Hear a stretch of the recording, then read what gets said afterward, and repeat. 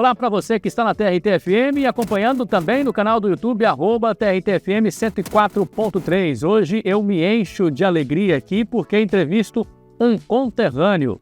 Como diria Isaías Souza Silva Macedo, estou radiante de felicidade por receber você aqui. Macedo é nosso conterrâneo lá de Guiratinga. Seja bem-vindo, Macedo. O prazer é meu, né, Antônio? Eu vi você nascendo lá na Rádio Garça Branca, em Guiratinga, né? E ver você hoje numa situação muito bem colocada no meio da comunicação em Mato Grosso, eu acho que todo esse regozijo seu, toda essa alegria, ela é a mesma que eu sinto nesse momento. Estou à sua inteira disposição. A gente veio falar aqui de futebol hoje, né, Macedo? A gente vem falar de uma coisa muito bacana, porque Macedo Filho e a história do futebol mato-grossense se confundem. Quero saber como é que começou tanto na área jornalística quanto a sua paixão pela bola, mesmo pelo futebol. Você quer de Guiratinga, começando em Guiratinga? E onde? Lá do princípio. Olha, em Guiratinga, mais ou menos 68, 69, o Cláudio Coelho Barreto, que foi um funcionário do Banco da Amazônia, que mudou para Guiratinga, porque ele casou com a guiratinguense e o banco, ajudando, levou ele para lá. Cláudio Barreto chegou e fez uma revolução. O campo de futebol que existia em Guiratinga, Humberto Marcílio, ele murou e foi presidente da Liga. Como presidente, ele fez um muro do estádio. Depois ele fez, na bilheteria, ele fez um segundo andar. No segundo andar, ele implantou uma rádio AM clandestina. E como ele frequentava muito um bar e restaurante que a minha mãe tinha, ele era muito amigo da minha família, e ele vendo eu ali, acompanhando no Cine Teatro Pio XII, que o Cine Teatro Pio XII tinha um serviço de alto-falante que anunciava os filmes que seriam exibidos no cinema. E o Isaías Souza Silva, que você acabou de falar, era o locutor da prelazia do registro do Araguaia, que se denominava hoje os salesianos em Guiratinga.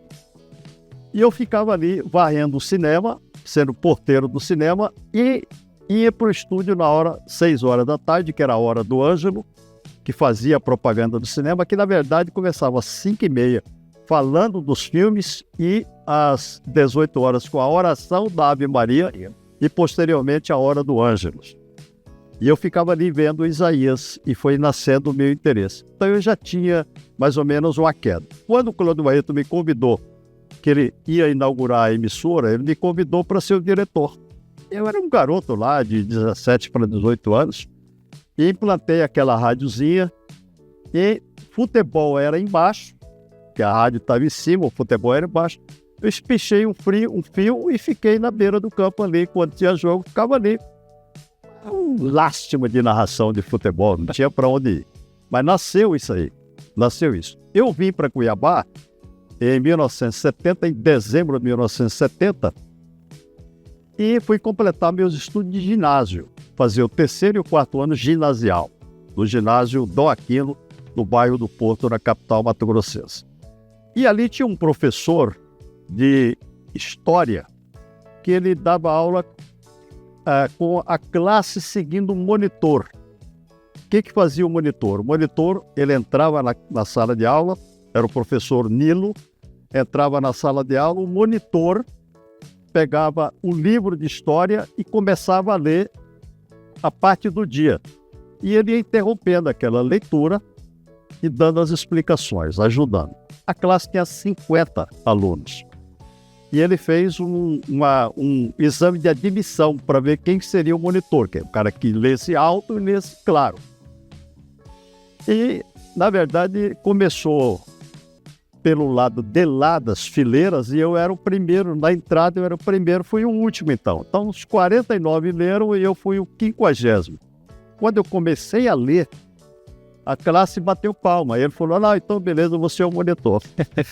Por causa disso, alguns colegas meus começaram a me incentivar. Macedo, você lê bem, você tem uma voz boa.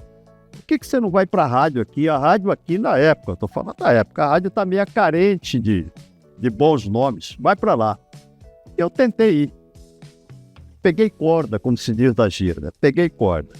Mas, Vinícius, não foi fácil. Não foi fácil. Até que eu consegui entrar na rádio, não foi fácil. E depois da rádio para a televisão foi um pulo, porque Roberto Jacques Brunini, que é avô do prefeito de Cuiabá, Bílio Brunini, Roberto Jacques Brunini era dono da Rádio Voz do Oeste, mas ele morava no Rio de Janeiro.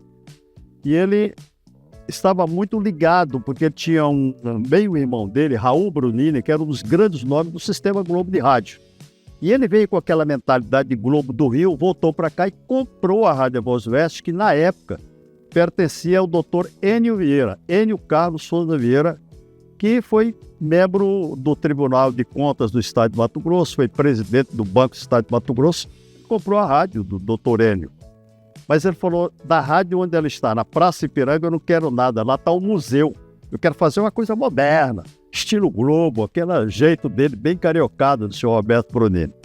Aí ele mudou a rádio, fez a rádio nova na Travessa J. Celestino, que fica no fundo do Hotel Getúlio e ao lado da Prefeitura Municipal do Palácio Alencastro. Tem uma travessinha ali, e ali ele fez a rádio. E quando ele mudou a rádio para lá, ele dispensou 70% do cast da rádio. 70%.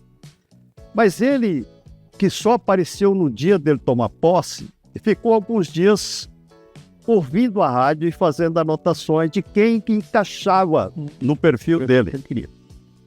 E ele começou a dispensar os funcionários, me chamou um dia e falou, você é o Macedo Filho. Ele pegou, tinha uma lista lá, Macedo Filho. Você vai ficar. Você eu quero. Você é novo, você eu quero. Tinha 21 anos de idade. Eu quero você. Só que eu vou jogar uma montanha na sua cacunda. Cacunda? Nas suas costas, na cacunda. É um termo, viu? Se tiver algum jovem, é bem antigo esse cacunda. Você vai fazer um programa das 11h30 da manhã às 5h30 da tarde. Eu quero um projeto seu.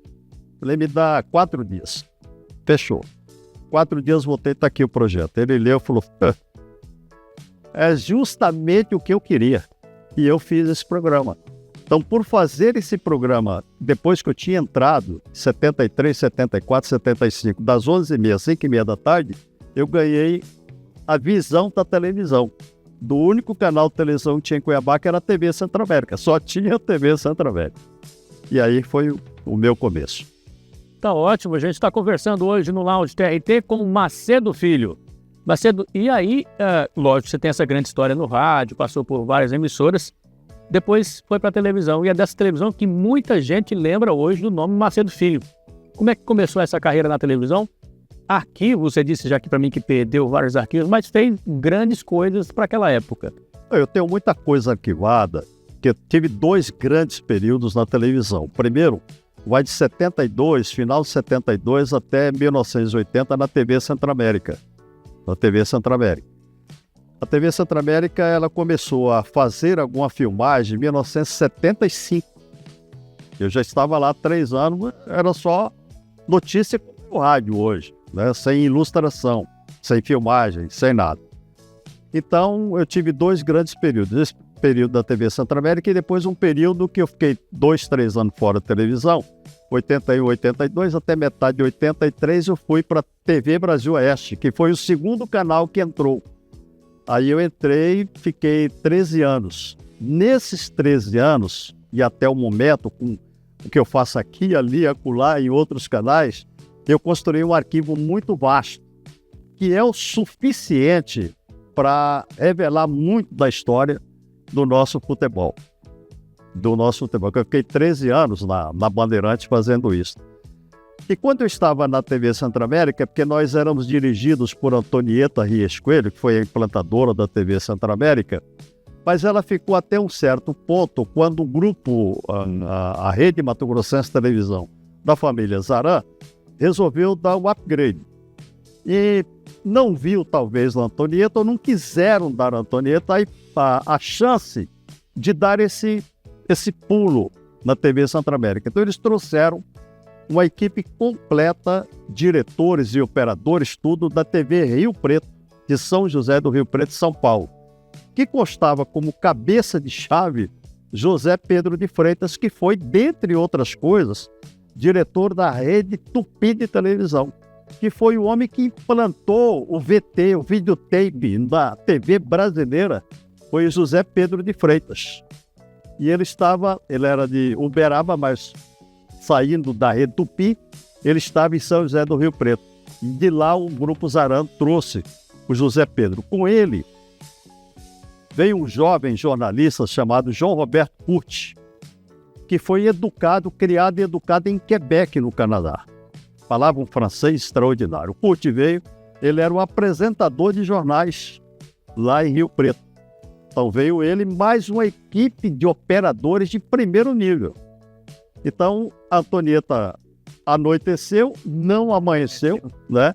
E chegou essa equipe e assumiu, e eu já estava lá. Com esta equipe, que eu tinha um programa de esporte 2 vezes por semana. Eu fazia um programa no domingo e na quarta-feira à noite. Só que loteria esportiva, resultado daqui, não tinha ilustração, não tinha nada.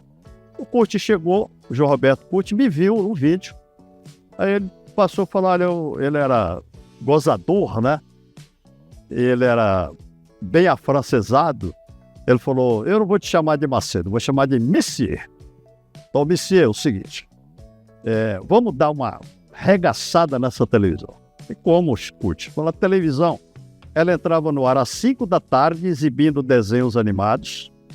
Aí ela exibia um capítulo de novela da Tupi, da Rede Tupi de televisão. Passava um filme lá de 60 minutos, saía do ar. Era assim a TV Centro-América. Falou, nós vamos arrebentar em Cuiabá. O que nós vamos fazer? Nós vamos entrar 10 da manhã, vamos exibir desenho, vamos entrar com um programa de esporte de 1 hora, porque o esporte arrebenta em Cuiabá, e depois a gente vai pôr um jornal, mais um filme e a gente sai. Volta às 5 da tarde. Por enquanto. Depois a gente vai girar 24 horas. Deixa que nós vamos chegar lá. E vamos criar um programa chamado Sala dos Esportes. Aí nós criamos a Sala dos Esportes. E eu fui, durante 8 anos, o apresentador do programa, que tinha 1 hora de duração, mas que provocou assim, Vinícius, para você entender, na época, o comércio de Cuiabá fechava. Fechava, as pessoas iam para casa, almoçavam e tal, funcionários, tudo saíam para almoçar, voltava, o comércio reabria. Era assim. Então as pessoas iam para casa e a família estava ali para almoçar. A mãe, o pai, os filhos, os netos, tinham a mesa, estavam todos à mesa.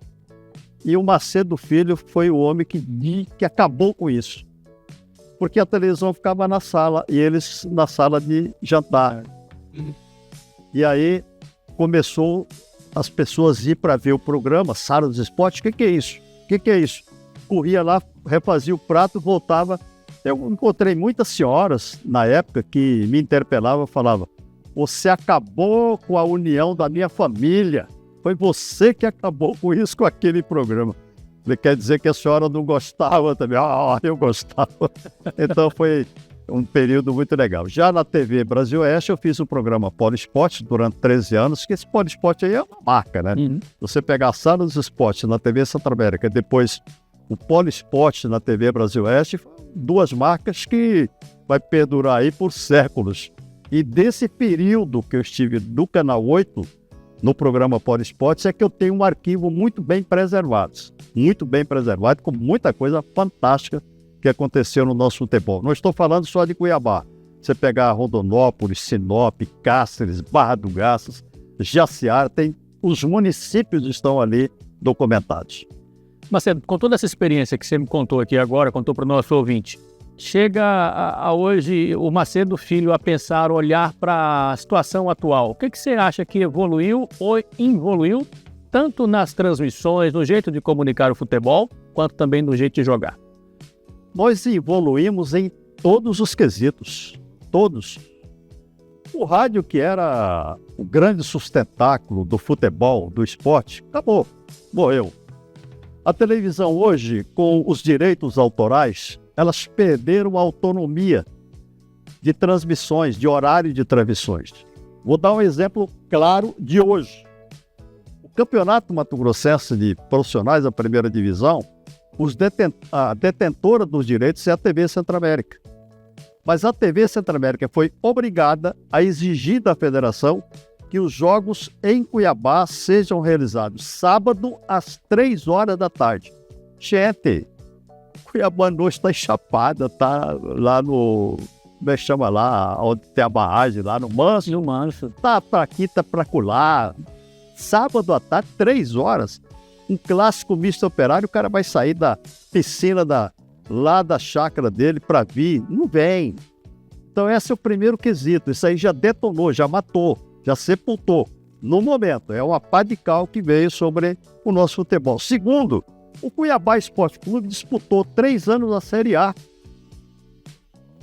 Ele fazia jogos aqui e jogos fora. O canal privado da Globo, o canal de pago, Premier, fazia os jogos do Cuiabá. Mas não podia a Centro-América, porque nem todo mundo tem canal pago. Sim. Não podia a TV Centro-América, por exemplo, chegar na Globo e negociar com a Globo e falar, não, você vai me abrir toda vez que o Cuiabá jogar fora, vai jogar no Maracanã, a transmissão vai ser minha, eu vou fazer em TV aberta em Mato Grosso, que eu vou pegar Mato Grosso inteiro. Isso não aconteceu em nenhum momento e não está acontecendo, muito menos agora que a Globo não tem mais a Série B onde o Cuiabá está jogando. Vou dar um exemplo clássico do que é épocas, do que são as épocas.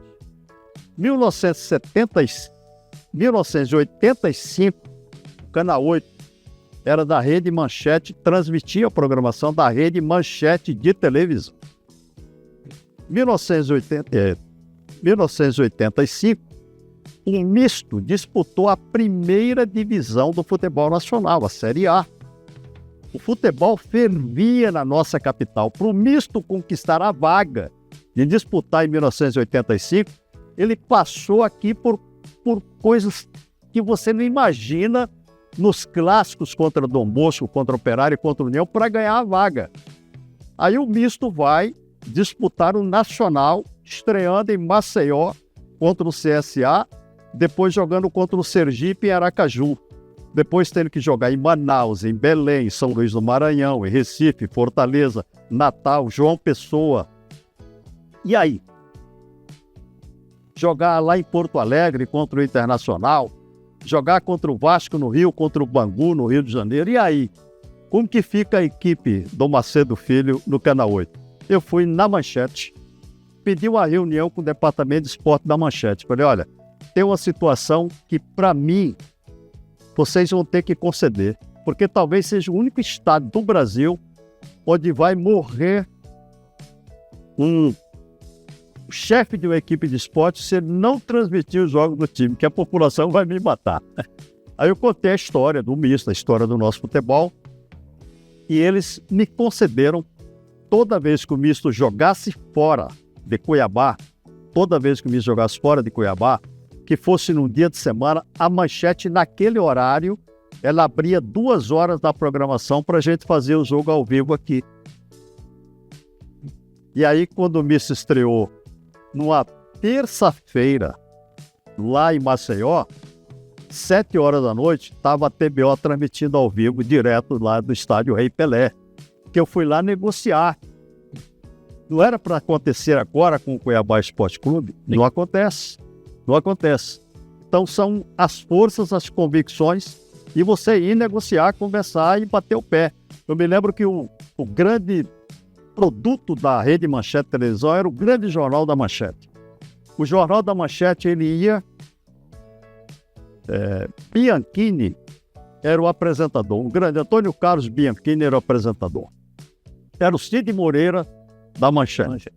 Quando chegava na hora do futebol, ele falava assim, a partir de agora, vamos desmembrar a rede para Mato Grosso, porque a TV Brasil Oeste vai transmitir direto de Manaus, Misto e Nacional. Vamos ao intervalo comercial e voltamos já. Desfez a rede e eu entrava como eu transmiti direto de Manaus, que foi a segunda transmissão de Manaus, 1975. Aliás, 1985, porque a primeira transmissão foi em 1972, quando o Brasil realizou aquela Copa do Sesc Centenário. Não sei se você lembra, que a Copa da Independência, o Brasil realizou uma mini-copa aqui. A decisão foi Brasil e Portugal. Realizou aqui uma mini-copa. E com a ajuda do governo americano, com a ajuda da Embratel do governo brasileiro, e o Brasil teve um jogo em Manaus, eles tiveram que criar uma maneira de transmitir em Manaus, que foi através de um satélite americano chamado Intelsat, que é uma história. Se eu te contar a história da primeira transmissão que nós fizemos de Campo Grande, Mato Grosso do Sul, para Cuiabá, você não vai acreditar. Você tirar uma imagem do estádio Morenão, levar ela para São Paulo por lance terrestre, enlace de micro-ondas da Embratel, de lá de São Paulo mandar pelo mesmo enlace para o Rio de Janeiro, o Rio de Janeiro, capital, mandar para uma cidade chamada Tanguá, no interior do Rio, onde era a base de subida de satélite da Embratel. Lá recebia o nosso sinal de Campo Grande, lá em Tanguá.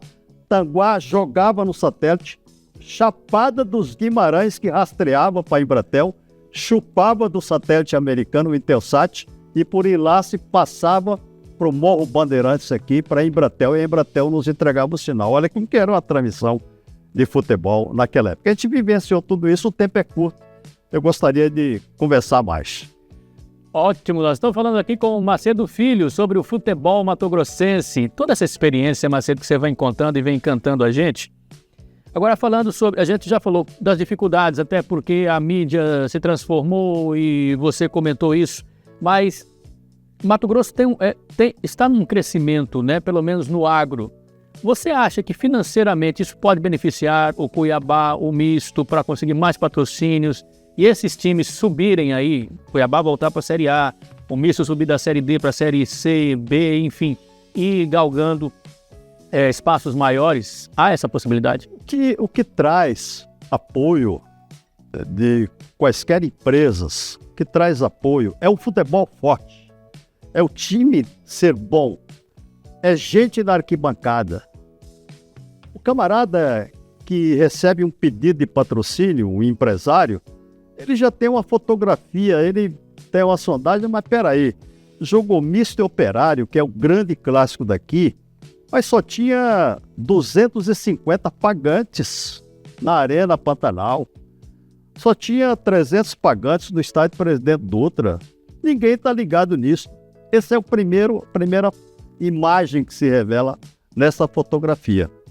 O Cuiabá teve, na primeira participação na Série A, o Cuiabá teve aqui briga de empresas para patrocinar o Cuiabá, patrocinar a camisa do Cuiabá.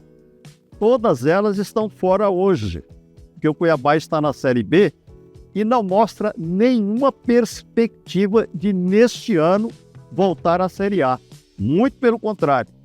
Se ele continuar caminhando nos passos em que ele está, com a limitação do seu treinador e dos seus jogadores, ele vai, se não acender a luz vermelha, ele vai brigar para não cair para a Série C. Ele vai brigar para não desaparecer. Então nós temos hoje um tripé que sempre sustentou o nosso futebol. Qual que é esse tripé? O Clube Esportivo Dom Bosco, que nesse ano está completando 100 anos de existência. E nesses 100 anos de existência, o Dom Bosco está na segunda divisão. Jogou 2 partidas agora, jogou todo um grupo de 5 times, conseguiu 2 vitórias magérrimas, e o Dom Bosco continuará no ano que vem na Série B do nosso futebol. O que o Dom Bosco pode atrair? O Operário Vazegrandense virou um time de verão. Ele disputa o campeonato, não classifica, não ganha nada, lava as camisas, põe no armário e espera o próximo campeonato. Não tem calendário anual. Contrata-se jogador para 2, 3 meses. Não é? E o misto está vivendo hoje de emendas parlamentares. O misto tem um gestor, teve a sorte de ganhar 2 títulos femininos. Esses 2 títulos femininos deu ao misto, através do governo do estado, uma premiação de 1,5 milhão, mais 1,5 milhão, 3 milhões. Com isso, o Misto Esporte Clube conseguiu manter a sua narina fora do afogamento. E agora, recentemente, ele conseguiu, junto à prefeitura, a concessão do estádio Presidente Dutra, que ele transformou no seu estádio, que é uma vergonha. O Misto, com toda a sua história, Dom Bosco Operário, não tem estádio, não tem campo nem para jogar. O Misto agora adquiriu o estádio Presidente Dutra. Está fazendo uma reforma aqui, ali e acolá. Mas o misto, com tudo que ele divulgou agora mesmo, ele acabou de sair. O seu feminino, que parece que iria subir, ele está na Série B, subiria para a Série A, perdeu 2 jogos para o Botafogo do Rio aqui e lá, no final de semana no Rio de Janeiro. Com essas 2 derrotas, ele volta para a Série B, continua na Série B, mas só o ano que vem. Mas não tem premiação como campeão. Não tem premiação como campeão.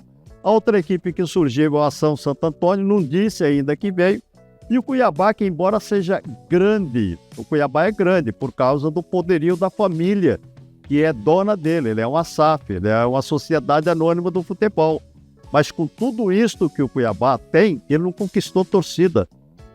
E a grande marca que se joga sobre Cuiabá, olha que coisa mais absurda. Não é porque o Cuiabá não tem futebol, não é por isso, não é por aquilo. É porque em algum momento a família que domina o Cuiabá não soube ser simpática ao povo. E isso extrapolou os limites do bom senso e o Cuiabá está na situação em que ele está. Jogando a Série B, ele não consegue levar mais que 1.500 pessoas no estádio, na Arena José Fragéli. Porque lá fala Arena Pantanal, mas era oficialmente a Arena José Fragéli. Macedo, primeiro agradecer mais uma vez, dizer da honra que é te receber aqui no Lounge TRT, né? Nós já falamos, para quem não chegou talvez no rádio agora no final, somos conterrâneos lá da 8ª maravilha do mundo, que eu costumo falar, Guiratinga, né? Discípulos de Isaías Souza Silva. Para quem é o seu fã, Macedo, e talvez, perdi o Macedinho, onde é que ele está, qual a televisão, qual rádio, onde é que está o Macedo? Eu fui para iniciativa privada, como se diz, né? Eu apartei da CLT, então o Tribunal do Trabalho não vai receber lá reclamação do Macedo Filho, porque o Macedo Filho tem a sua empresa, a Cutuba Comunicações, e ela tem um estúdio, ela tem uma equipe, ela produz seus programas de televisão. Então eu tenho um programa, chama-se Veja Isto, é um programa de variedades, que é apresentado pelo canal 19 em Cuiabá, 19.1, que é ligado à Rede Gazeta de São Paulo. Ela é daqui, mas a programação é da Rede Gazeta, e o meu programa vai ao ar de terça a sexta-feira, às 9 da noite. É um programinha de meia hora, mas muito gostoso, uma meia hora mais rápida que existe para você ver na televisão, por causa da diversidade de temas. E para ajudar um grande amigo e também para alimentar a minha paixão inicial e eterna, que é o rádio, eu faço um programa chamado Raio X do Futebol. Raio X do Futebol na rádio Cuiabana 106.5. O programa vai ao ar na terça, na quarta, na segunda, na terça, na quarta e na sexta-feira. Na quinta-feira não tem o programa, às 6 horas da tarde. Por que Raio X do Futebol? Você vê, por exemplo, os resultados da Série A. Classificação da Série A. É dito na televisão convencional, no rádio convencional, tão rápido, que você às vezes, quero ver como foi o jogo do meu time, o Flamengo. Fala tão rápido, você fala, peraí, mas não falou no Flamengo? Falou, mas não falou, o Flamengo ganhou ou perdeu? Classificação, não, o raio-x do futebol não. Ele vem de uma maneira bem didática, bem calma, uma maneira diferente de comunicar, que ao final do programa você lembra de tudo que eu falei lá. Porque eu não sei se você sabe que cientificamente está provado que de tudo que você falar, de tudo que eu falar, qualquer pessoa que assistir na íntegra só vai lembrar de 10%. 90% das pessoas esquecem.